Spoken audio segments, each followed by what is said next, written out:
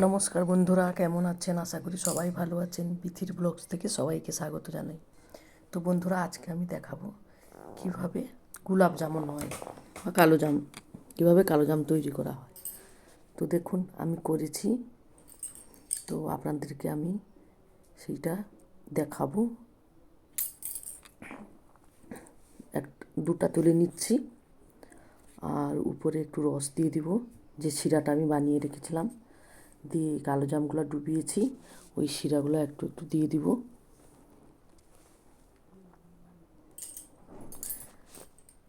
দিয়ে দিলাম। এবারে আপনারা দেখবেন কি সুন্দর, প্রায় স্পঞ্জের মতন হয়ে গেছে। আমি হাত দিয়ে একটু প্রেস করব, দেখুন পুরো স্পঞ্জ। আরেকটাও দেখাচ্ছি, দেখুন পুরো স্পঞ্জের মতন। তো আমি একটা চামচ দিয়ে কাটবো ভিতরটা, কেটে আপনাদেরকে দেখাবো। এই দেখুন পুরো স্পঞ্জের মতন একদম, মানে এত সুন্দর যে বাড়িতেও বানানো যায় আমি তো ভাবতেও পারিনি। বন্ধুরা, আমাকে ক্ষমা করবেন, আমার গলার অবস্থা প্রচুর খারাপ, আমাকে প্রচুর ঠান্ডা লেগেছে। তো বন্ধুরা, চলুন কীভাবে গোলাপ জামুন তৈরি করলাম দেখাবো। তো গোলাপ জামুন তৈরি করার জন্য আমি রাঙা আলুর 4 থেকে 5টা নিয়েছি। ও জলে ভালো করে ধুয়ে দেবো, কেন প্রচুর নোংরা লেগে থাকে, সেই জন্য ভালো করে হাত দিয়ে ঘষে ঘষে আমি রাঙা আলুগুলো ধুয়ে নেব। ধুয়ে নেওয়ার পরে কুকারে দিয়ে দেবো। কুকারে সিদ্ধ করার পরে বাকি উপকরণগুলো আমি দেখাবো আপনাদেরকে। দেখেছেন কত নোংরা জল বেরিয়েছে?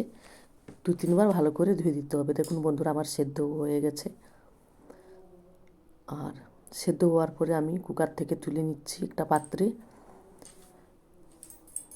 এইবারে আমি কি করব, ওই রাঙা আলুর মানে গায়ে যে খোসাটা থাকে, খোসাটা আমি তুলে নেব হাত দিয়ে, যেন এতটুকুও না লেগে থাকে। সমস্ত খোসাকে একদম ভালো করে তুলে দিতে হবে। তো এবার কী কী উপকরণ নিয়েছে বন্ধুরা দেখুন। একটু আমি হাতে ঘি নিয়েছি, রাঙা আলু তো খোসা ছাড়ানো আছে, সুজি, তারপরে আমি গুঁড়া দুধ নিয়েছি মানে আমুলের, আর একটু মানে ছোটো চামচের 2 চামচ ময়দা নিয়েছি। এবারে আমি উপকরণগুলো সমস্ত একে অপরের সঙ্গে ভালো করে মাখিয়ে নেব, হাত দিয়ে ভালো করে মাখিয়ে নেব। দেখুন বন্ধুরা, কি সুন্দর একটা ডো তৈরি হয়েছে, এবং ডোটা যথেষ্ট নরম হয়েছে। আর মানে ভিতরে যে একটু সুজি দিয়েছিলাম, সেটা কিছুক্ষণ রেখে দেওয়ার পরে সুজিটা কি সুন্দরই হয়ে গেছে। তো এইটা আমি গোল করার আগে একটু আমি শিরা বানিয়ে নেব। তো আমি 2 কাপ চিনি দেব, 2 কাপ চিনি দিলাম, 2 কাপ জল দেব,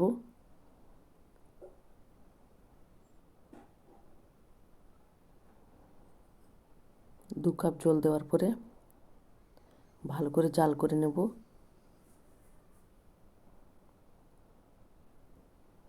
আর এলাচ দেখুন, 3টা এলাচ দিয়েছি, মুখগুলো ফাটিয়ে দিয়েছি, কেননা শিরাতে দারুণভাবে ফ্লেভার একটা আসবে বলেই এলাচগুলো দেওয়া হয়।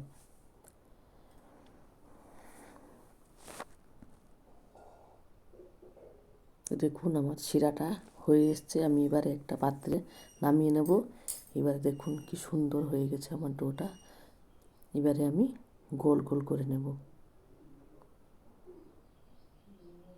আমি একটু তাড়াতাড়ি করে দেখিয়ে দিচ্ছি।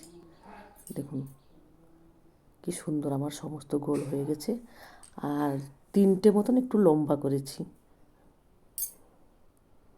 দেখুন একদম চারিদিক সমান হয়েছে, এতটুকু কোনো জায়গায় ফাটল নেই বা ফেটে যাচ্ছে এমন কোনোও না। কি সুন্দর। এবার কড়া বসিয়ে দিলাম গ্যাসে, এবারে জালটা দিয়ে দিলাম। কড়াটা গরম হলেই তেল দিব,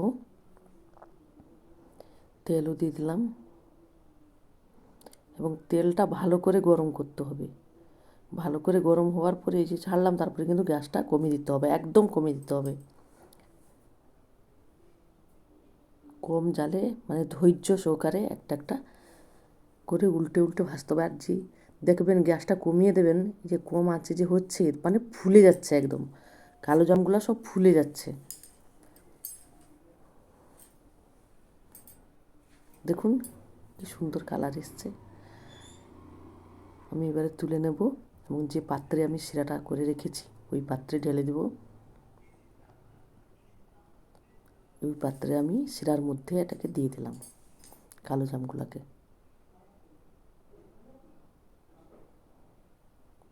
তো বন্ধুরা, আমার এই ছোট্ট চ্যানেলটিকে যারা এখনও সাবস্ক্রাইব করেননি, আমার অনুরোধ আপনারা সাবস্ক্রাইব করবেন এবং লাইক, কমেন্ট, শেয়ার করবেন। তো আমি যে দেখালাম এটা আপনারা বাড়িতে তৈরি করেও খাবেন, দেখবেন দারুণ লাগবে। মানে এত সুন্দর হয়েছে, মানে আপনারা ভাবতেও পারবেন। আমি যে প্রথম এই মানে এটাই আমি প্রথম বানালাম যে রাঙা আলু দিয়ে গোলাপ জামুন, মানে দারুণ হয়। তো আমি কিছুটা জাল করে নিলাম, জাল করে নিয়ে ঢাকিয়ে রেখেছিলাম। 15 মিনিটের পরে আমি দেখছি কি ঠান্ডাও হয়ে গেছে। তো আমি একটা পাত্রে 2টা কালো জাম তুলে নিব দেখার জন্য যে কীরকম হয়েছে।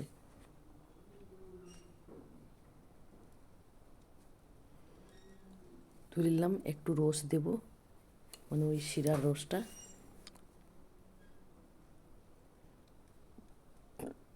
দেখুন কি সুন্দর লাগছে দেখতে।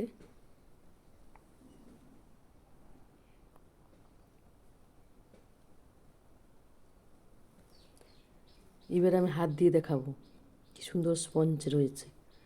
দেখুন, পুরা স্পঞ্জ, একদম তুলার মতন। মানে প্রথমবার আমি বানিয়েছি, এত সুন্দর হবে আমি ভাবতে পারিনি। তো আপনারাও বাড়িতে ট্রাই করবেন আমার এই মানে রাঙা আলু দিয়ে গোলাপ জামুন, দেখবেন দারুণ হবে। দেখছেন কি সুন্দর হয়েছে। তো বন্ধুরা, আপনারাও এইভাবে বানাবেন, দেখবেন খুব ভালো রেজাল্ট পাবেন। মানে দোকানের থেকেও